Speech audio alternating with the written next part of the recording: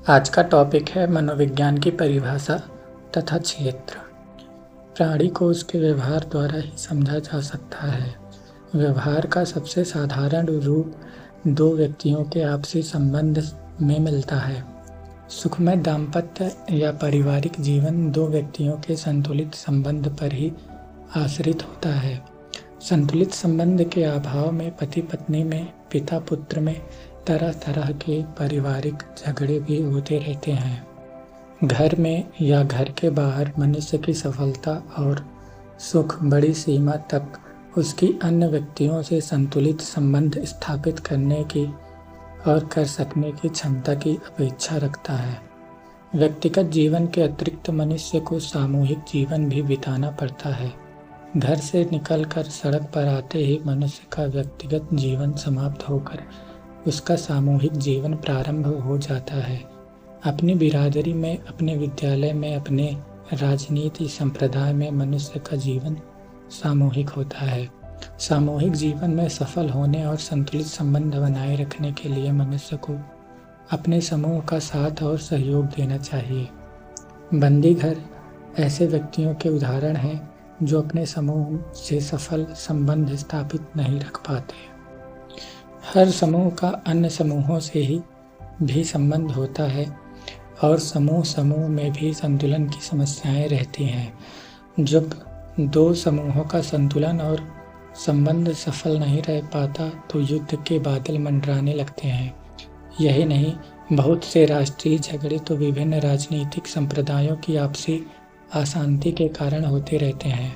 मजदूर और पूंजीवादी वर्ग का संघर्ष, साम्यवादियों, असाम्यवादियों और रूढ़िवादियों के राजनीतिक कलह, हिंदुस्तान और पाकिस्तान की अन्य मनस्यता दो समूहों के असंतुलित संबंध का ही परिणाम है।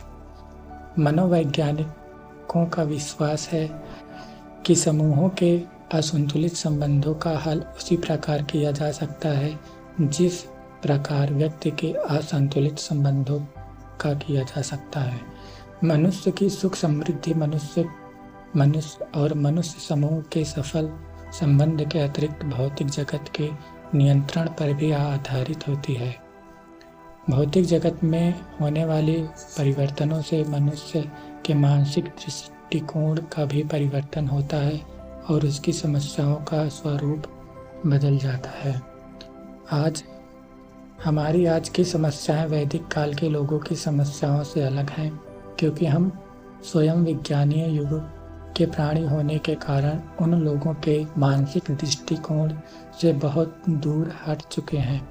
20वीं शताब्दी में व्यक्ति ही की सफलता और सुख इसी बात में है कि वह प्राचीनता का ढोल बजाना बंद कर विज्ञानीय युग के भौतिक परिवेश के प्रत्येक परिवर्तन से अपना समुचित संतुलन कर अपने मानसिक दृष्टिकोण को बदल डाले। मनोविज्ञान इन विभिन्न मानवीय संबंधों पर निर्भर मानवीय व्यवहार विभिन्नताओं के हर पक्ष के पीछे मनुष्य की क्षमताओं, योग्यताओं, उद्देश्यों, भावों और क्रियाओं का अध्ययन करता है और मनुष्य की व्यवहार विभिन्नताओं को समझने, उसकी व्याख्या करने और उसे वांछनीय दिशा की ओर अग्रसर कर नियंत्रित कर सकने की कोशिश करता है। मनोविज्ञान में मनुष्य को प्रधानता एक प्रतिक्रियात्मक प्राणी मानकर विभिन्न उत्तेजनाओं के प्रति उसकी प्रतिक्रियाओं के संतुलित पर विशेष ध्यान दिया जाता है। हर प्राणी का व्यवहार उत्तेजना और प्रतिक्रिया से निर्मित होता है, अतएव प्राणी के व्यवहार को समझने के लिए उसकी उत्तेजनाओं और प्रतिक्रियाओं को उसके परिवेश के प्रसंग में जानना पड़ता है। प्राणी का संतुलन बाह्य शक्तियों द्वारा प्रतिक्षण नष्ट होता रहता है और वह अपनी प्रतिक्रियाओं द्वारा निरंतर नया संतुलन स्थापित करने का प्रयत्न करता रहता है। संतुलन स्थापित करने के प्रयत्न में प्राणी के सभी अंग क्रिया करते हैं और उनकी क्रिया असंबद्ध न होकर एक संगठित इकाई होती है। विभिन्न अंगों की क्रियाओं का संगठन मनस माइंड द्वारा होता है। इसलिए विभिन्न अंगों की क्रियाओं के संगठन को मानसिक क्रिया कहा जा सकता है। मनोविज्ञान प्राणी की मानसिक क्रियाओं का अध्ययन करता है। माइंड का जितना अच्छा विकास मनुष्य में हुआ है उतना संसार के अन्य प्राणियों में नहीं हुआ है। इसलिए मनोविज्ञान के अध्ययन का केंद्र मनुष्य ही है। मनोविज्ञान मनुष्य के व्यवहार का अध्ययन मनुष्य के सामाजिक, नैतिक और शारीरिक प्रसंग में न कर उसके व्यक्तिगत प्रसंग में करता है। मनुष्य समाज शास्त्र और नीति शास्त्र के क्षेत्रों से बाहर भी अनेक तरह के व्यवहार करता है और मनोविज्ञान में मनुष्य के उन व्यवहारों को महत्व को स्वीकार कर उनका अध्ययन किया जाता है। मनुष्य के व्यवहार में बड़ी जटिलताएं होती हैं जिससे उसे समझने में कठिनाई पड़ती है। व्यवहार का अपेक्षाकृत सरल रूप जानवरों में मिलता है और पहले यदि व्यवहार के सरल रूप को समझ लिया जाए तो व्यवहार के जटिल और अधिक विकसित रूप को अच्छी तरह से समझ सकने में कुछ सुविधा और आसानी हो सकती है।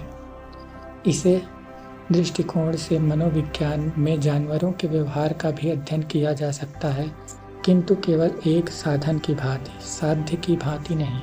मनोविज्ञान का साध्य तो केवल मनुष्य के व्यवहार को समझना है और उसको समझने के लिए जिन जिन विज्ञानों से सहायता मिल सकती है, मनोविज्ञान उन सब विज्ञानों की खोज से लाभ उठाता है। माइंड उत्तेजनाओं और प्रतिक्रियाओं को विभिन्न प्रकार से संगठित करता है, जिससे मानवीय व्यवहार में अनेक रूपता और जटिलता आ जाती है। जिन मानसिक क्रियाओं को प्रत्यक्ष, संवेदन, एकाग्रता, सीखना, कल्पना, स्मृति, चिंतन आदि नाम दिए जाते हैं, वे माइंड द्वारा उत्तेजना और प्रतिक्रियाओं का एक विशेष तरह से संगठन मात्र ही है। माइंड अपने आप में कोई विशिष्ट वस्तु न होकर प्राणी और परिवेश के बीच होने वाली क्रियाओं की संज्ञा है। मनोविज्ञान का विषय प्राणी और परिवेश के बीच होने वाली क्रियाओं के विविध प्रकार के संगठन के आधार पर रूप, नियमों और उन संगठन के भेद के कारणों की खोज करना और उनको समझना है। मनोविज्ञान में आने वाले शब्दों जैसे प्रत्यक्ष, कल्पना, स्मृति, बुद्धि, चेतना, माइंड आदि यद्यपि संज्ञाओं की भांति प्रयुक्त किए जाते हैं, किंतु वे वास्तव में संज्ञा सूचक न होकर क्रिया सूचक होते हैं। मनुष्य का व्यवहार क्षेत्र बहुत बड़ा है और मनोविज्ञान मनुष्य के हर व्यवहार क्षेत्र का अध्ययन करने की कोशिश करता है।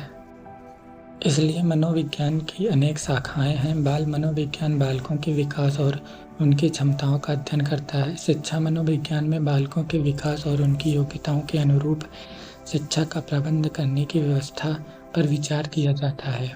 सामाजिक मनोविज्ञान में मनुष्य के सामाजिक संबंधों के मनोवैज्ञानिक आधार की खोज की जाती है। औद्योगिक मनोविज्ञान नौकरी के लिए चुनाव तथा चुने गए लोगों की कार्य कुशलता बढ़ाने के उपायों का अध्ययन करता है।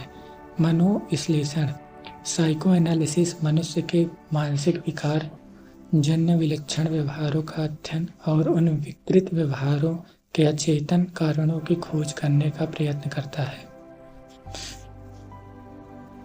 चिकित्सा मनोविज्ञान में मनुष्य के विकारपूर्ण व्यवहार को निर्विकार बनाकर उसे समाज के अनुरूप संयोजित कर सकने की कोशिश की जाती है।